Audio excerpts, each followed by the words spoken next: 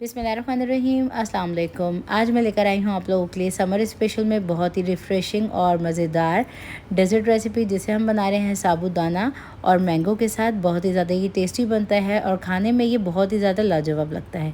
तो वीडियो अच्छी लगे तो इसको लाइक शेयर ज़रूर कीजिएगा। तो चलिए बनाना स्टार्ट करते हैं इस रेसिपी को।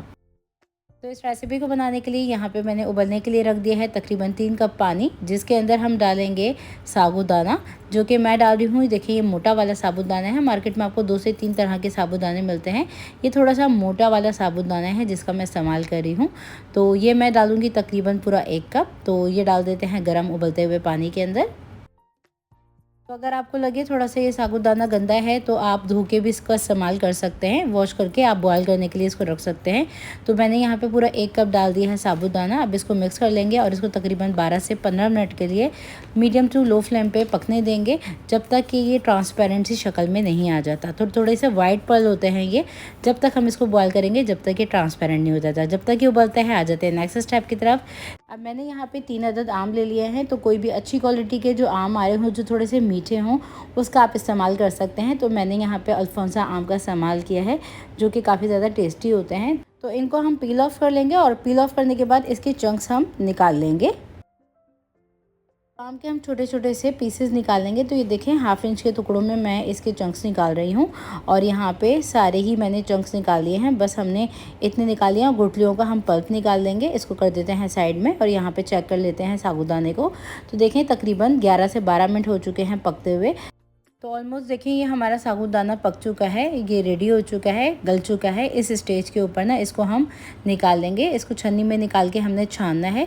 तो छानने के लिए मैंने यहाँ पे देखिए नीचे बोल रख लिया है और ऊपर मैंने यहाँ पे इसकी छन्नी रख ली है, जिसकी मदद से हम इसको छान लेंगे। तो देखिए, छोटे मोटे मोटे से पल्स होते हैं ये। तो अब हम इसके ऊपर डालेंगे ठंडा पानी, और ठंडा पानी डालने से ये होगा कि ये बिल्कुल भी आपस में जुड़ेंगे नहीं, अलग अलग ही रहेंगे। तो इसको हम 2 से 3 पानी के साथ ऐसे ही वॉश करेंगे और इसको हम साइड में कर देंगे निकाल के, जब तक ये कम्प्लीटली ठंडे होते हैं। आ जाते हैं नेक्स्ट स्टेप की तरफ। तो यहाँ पे एक बोल ले लेंगे हम, जिसमें हम डालेंगे टेट्रा पैक डेयरी क्रीम। तो मैं यहाँ पे देखें डेयरी की टेट्रा पैक थिक क्रीम का इस्तेमाल करी हूँ, जो कि है 250 ml। ये मैं पूरा डब्बा ही इसमें डाल रही हूँ। तो ये मैंने डाल दिया है बोल के अंदर। अब इसमें साथ ही हम डाल देंगे मीठे के लिए कंडेंस मिल्क। तो अगर आपके पास कंडेंस मिल्क ना हो तो आप शुगर, पाउडर शुगर का इस्तेमाल कर सकते हैं। तो ये कंडेंस मिल्क मैंने डाल दिया है 1/4 कप। अब इसमें हम डालेंगे मैंगो प्योरे, जो कि मैं डाल रही हूँ पूरा 1 कप। तो एक मैंने बड़ा सा आम ले लिया था, उसका मैंने पल्प निकाल दिया था। जो गुठलियाँ थी उसका भी मैंने पल्प निकाल के डाला है। अब हम डालेंगे इसके अंदर कटे हुए आम, और साथ ही मैं डाल रही हूँ ये फ्रूट कॉकटेल, जिसके अंदर थोड़ी सी लीची है और पाइनएप्पल्स के चंक्स हैं। ये मैंने डाल दिए हैं, जो कि ऑप्शनल है।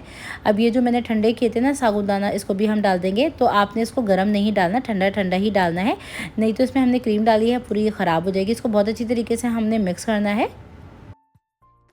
अब सभी चीज़ों को मैंने बहुत अच्छी तरीके से देखिए मिक्स कर लिया है। इस स्टेज के ऊपर हम इसको ठंडा कर लेंगे और इसको जैसे चाहें आप डेकोरेट कर सकते हैं। थोड़े से इसके ऊपर मैंगो चंक्स डाल देंगे, पिस्ते डाल देंगे। तो लीजिए, हमारा मज़ेदार सा quick and easy summer special dessert बन के तैयार है, जिसे आप ठंडा ठंडा सर्व कीजिए। अगर आप चाहते हैं इसको ड्रिंक की तरह सर्व करना या पीना, तो देखें थोड़ा सा मैंने ठंडा दूध ले लिया है, जिसके अंदर मैं डाल रही हूँ इस डेजर्ट को।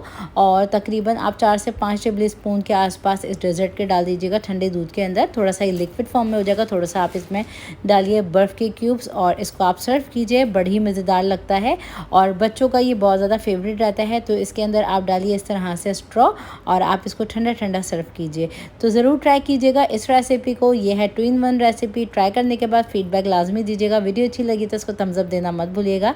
और अगर आप लोग मेरे चैनल पर नए आए हैं, सब्सक्राइब नहीं किया हुआ, तो मेरे चैनल को कर लीजिएगा सब्सक्राइब। और ये वीडियो आप लोगों को कैसी लगी कमेंट सेक्शन में मुझे ज़रूर बताइएगा।